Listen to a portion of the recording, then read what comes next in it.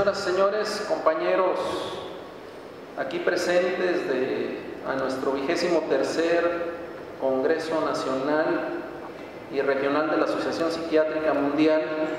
Se me permito, para iniciar en tiempo y forma y respetar su puntualidad, voy a presentar a los integrantes de este simposio de la Red Ibero-Latinoamericana de Investigación en Salud Mental Aplicada a lo Forense, tendencias de la psiquiatría forense en el siglo XXI. La doctora Elizabeth León Mayer, quien es de la hermana República de Chile, y ella es licenciada en Psicología, cuenta con posgrado en Psicología Clínica Cognitiva, diplomada en Psicología Forense, magíster en Psicología Social con mención jurídica, doctora en Ciencias de la Salud, también por la Universidad Nacional de La Plata, y es la coordinadora actualmente también de este programa de la Maestría en Salud Mental Forense. Ella también cuenta con distintas publicaciones y también creo destacar que ella es una especialista, al menos hasta donde yo sé, que es la única reconocida o está certificada en la aplicación de una escala de medición de la psicopatía, que es el PCLR. Buenas tardes. Parto de inmediato para aprovechar los 15 minutos que tenemos. Me tocó hablar un poco sobre investigaciones en América Latina y puse una imagen de Santiago de Chile, pensando en que cuando nosotros investigamos y decidimos construir un conocimiento latinoamericano, muchas veces y en muchas áreas, partimos desde muy abajo, porque nos centramos en los conocimientos provenientes de otros países y aplicamos esos conocimientos sin preguntarnos qué pasa en nuestros propios países. Y este camino es un camino difícil, que nos lleva al ascenso, y cuando creemos estar arriba, nos venimos abajo. Pero no importa, porque es ahí entonces donde vamos creando nuevos conocimientos y otra vez nuevos conocimientos, y a veces, a pesar de que sentimos que estamos caminando cabeza abajo, somos testarudos y seguimos adelante. Así es como en Argentina ya el profesor Folino nos habló parte de sus investigaciones, pero se ha desarrollado un cuerpo de información que nos viene a ayudar en otras investigaciones en Latinoamérica. Las investigaciones en Argentina se han realizado básicamente a partir de las investigaciones que realizamos en la maestría de Salud Mental Aplicada a lo Forense a partir de la Universidad Nacional de La Plata. Y desde allí también todas las que han surgido desde el Departamento Judicial de La Plata. ¿Qué es lo que tomé yo de las investigaciones en Argentina? Las investigaciones hechas en psicopatía con la validación y normalización del PCLR, que es el instrumento por excelencia para la evaluación de psicopatía. Es el único instrumento que ha sido creado específicamente para evaluar la psicopatía, y consideramos que debía ser traducido en Latinoamérica para las condiciones de las cárceles latinoamericanas. ¿Qué se encontró en Argentina? Tenemos un alfa de Cronbach muy alto, adecuadas correlaciones ítem total, y pudimos concluir que el PCLR era un instrumento confiable para ser usado en población forense penal argentina, con una distribución de valores normal, lo que permite la normalización del instrumento también.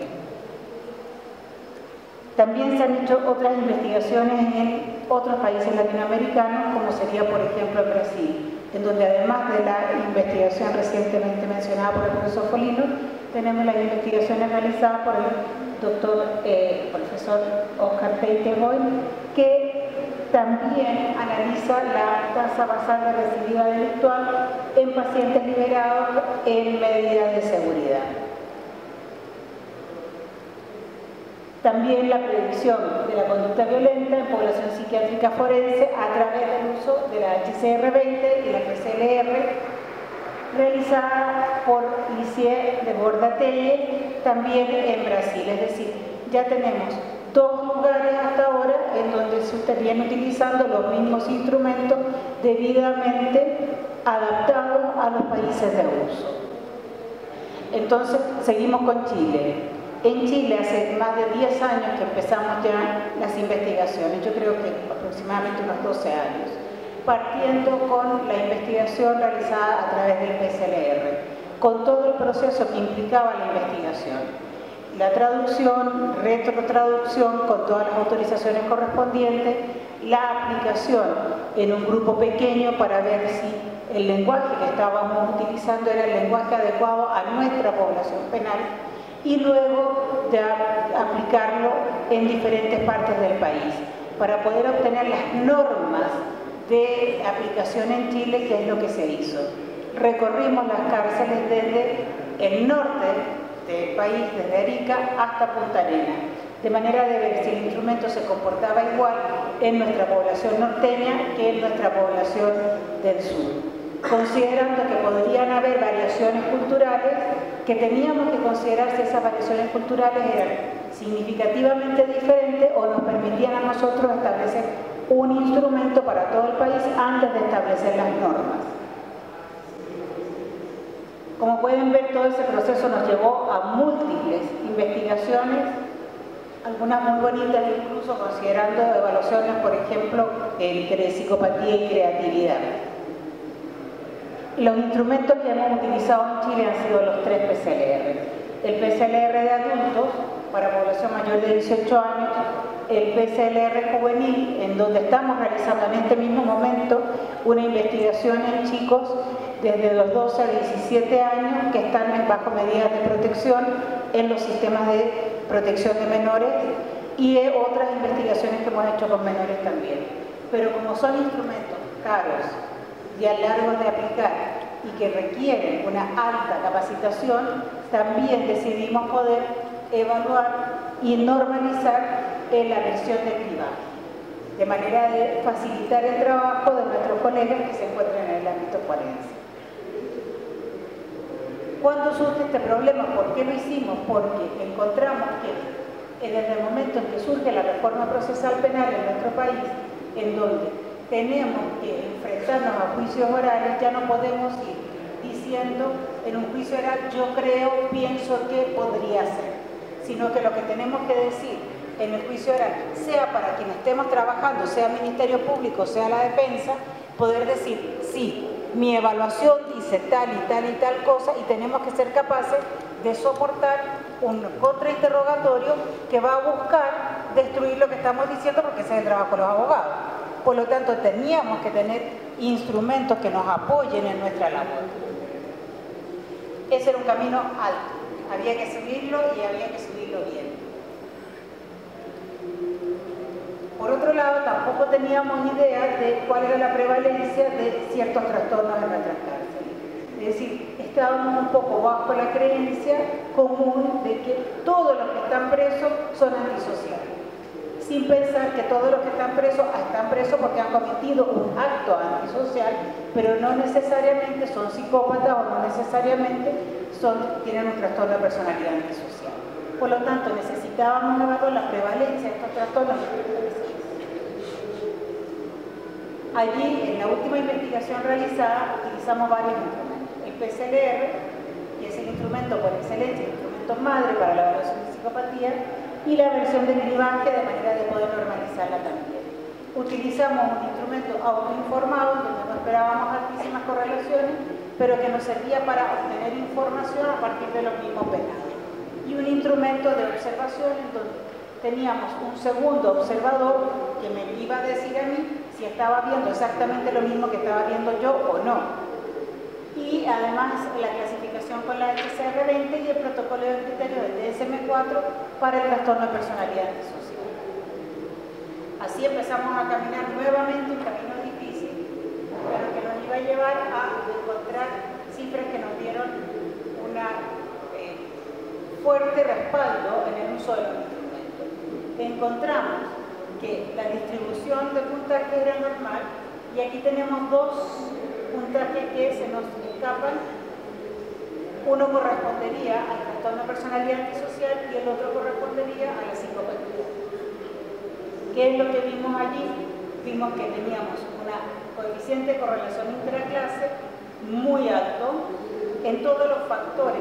El PCLR está dividido en 4 factores. Y el puntaje total es la suma de estos 4 factores prorrateados en caso de que tengamos omisiones. ¿Qué es lo que vimos? Que utilizando 2 evaluadores independientes teníamos un altísimo puntaje de correlación intraclase, es decir, que estábamos evaluando lo que decíamos que estábamos evaluando. En el caso de la versión de cribaje, que nos permitía un uso más eficiente del tiempo, nos permitió también obtener muy buenos resultados, con cortes en 3 puntos, en donde nos indicaba que estos sujetos no tenían una psicopatía, estos otros sujetos probablemente sí la tenían, y estos otros sujetos definitivamente sí la tenían. ¿Qué nos encontramos de nuevo? Nos encontramos con que teníamos altos valores en las sumatorias de los factores 1 y 2, y que en total, en todos los puntajes totales, teníamos altas correlaciones. Pero lo más importante en este instrumento era ver si efectivamente me servía como un instrumento de cribaje o no, es decir, discrimina o no discrimina a los posibles psicópatas. Entonces tomamos un grupo, del grupo total de 209, tomamos un grupo de 54 sujetos, y lo que hicimos fue aplicar el PCL en la versión de cribaje. Nos arrojó acá una cifra importante de 14 sujetos que probablemente eran psicópatas. Cuando nosotros aplicamos la medida madre, que es el PCLR, de estos 14 sujetos, el PCLR nos dijo sí, hay 7 que son psicópatas y hay 7 que no son psicópatas, que tienen puntaje elevado, pero psicópatas no son. Entonces dijimos, bueno, ya estamos viendo que sí nos discrimina a aquellos que probablemente sean psicópatas. ¿Qué pasa con los que no son psicópatas? Se nos pasa alguno. Y entre los que el PCL en la versión de cribaje nos dijo, mire, no son psicópatas, cuando nosotros aplicamos el PCLR, nos encontramos con que efectivamente nos dijo no son psicópatas, es decir, no se nos pasa ninguno si tenemos un grupo más amplio de sujetos que probablemente sean psicópatas. Por lo tanto, la función de cribaje del instrumento es excelente. Y nos encontramos con una sensibilidad de 1 y una especificidad de 0,35. Es decir, estaríamos entregando a los sistemas penitenciarios excelentes baterías de evaluación, y no solamente a los sistemas penitenciarios, sino que a los sistemas forenses en general, una excelente batería de evaluación para nosotros poder discriminar. En el caso de la psicopatía en las mujeres hicimos una investigación muy pequeña, que está pendiente de hacer la investigación con las mujeres también. Nos encontramos con que no hubo concordancia en el diagnóstico clínico. ¿Qué pasó con esto? Y esto es importante. En términos generales, la concordancia de la psicopatía en mujeres con el diagnóstico clínico tiende a ser bastante mala. ¿Por qué? O se sobreestima la psicopatía, porque si son mujeres las que están en la cárcel, debe ser porque son muy malas, o se las victimiza y se considera que si son mujeres las que están en la cárcel es porque son víctimas de alguna circunstancia. Entonces el diagnóstico clínico que se realiza tiende a no ser muy exacto cuando estamos hablando de psicopatía. Por lo tanto, se requiere el uso de instrumentos específicos. Ahora, ¿qué logramos? Establecer la prevalencia de la psicopatía y del trastorno de personalidad antisocial. Les paso el dato. Es decir, en Chile vimos que el trastorno de personalidad antisocial tiene en las cárceles una prevalencia del 67%, mientras que la psicopatía tiene una prevalencia del 13,3%. Estas cifras son absolutamente coincidentes con las cifras internacionales. Y esto nos permite, además usamos un análisis factorial confirmatorio del modelo para ver la excelencia del test. Este análisis fue extremadamente bueno, lo que nos permite a nosotros afirmar que el modelo de 4 factores del PCLR nos permite hacer buenos diagnósticos en relación a la psicopatía. Y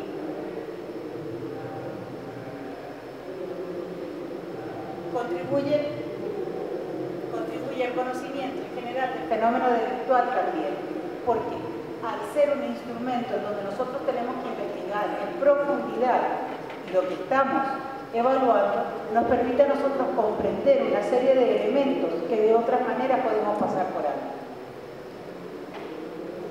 Así que finalmente logramos llegar a una de las cumbres. subiendo con bastante dificultad, pero esperamos llegar a las siguientes cumbres también. Muchas gracias por la atención.